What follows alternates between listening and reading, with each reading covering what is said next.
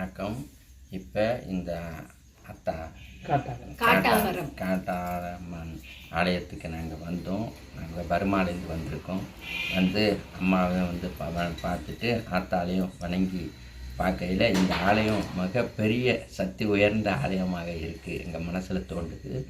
இப்போ எங்கள் மனசில் இந்த ஆத்தாளுக்கு வருஷாபிஷேகம் எங்கள் அம்மாவோட ஆசீர்வாதத்துலேயும் ஆத்தாவோட அனுக்கிரகத்துலேயும் நாங்கள் சந்தோஷமாக வந்து செய்ய ஆத்தாள்கிட்ட உத்தரவு கேட்டோம். ஆத்தா உத்தரவு கொடுத்தாங்க சந்தோஷமாக வந்து செய்ய சொல்லி.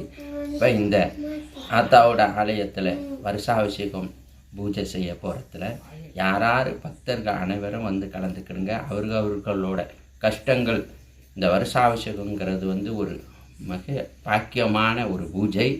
நம்ம பிறவியில் செய்த பாவகர்மங்கள் இந்த பிறவியில் செய்த பாவகர்மங்கள் எல்லாமே தீரும். இந்த வருஷாபிஷேக பூஜையில் 33 கோடி முனிவர்களும் 48 கோடி ரிஷிமார்களும் தேவாதி தேவர்கள்லாம் வந்து இந்த யாகத்தில் அமர்ந்து இந்த ஆத்தாளுக்கும் இங்கே இருக்கிற சுவாமிகள் அனைவருக்கும் அனுக்கிரகம் கொடுத்து இந்த மகா வருஷாபிஷேகம் பூஜை கும்பம் தண்ணியை ஊற்றினா அவர்களோட அந்த கும்பம் தண்ணியை பார்த்தாலே அவர்களோட பாவங்கள்லாம் நீங்கி அவர்களோட கஷ்டங்கள் பிணிகள் வேதனைகள் சஞ்சலங்கள் எல்லாம் தீர்ந்து மகாலட்சுமி கடாட்சங்கள் நிறைஞ்சி அவர்களோட வேண்டிய பாக்கியமெல்லாம் நிறைய முடியும்.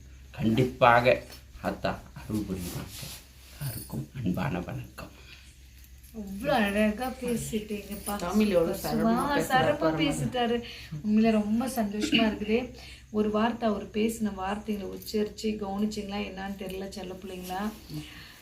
அந்த தீர்த்தம் தண்ணி தான் மேலே படணும் அப்படின்னாக்கா அனுகிரகம் விதி இருந்தால் மட்டும்தான் அது.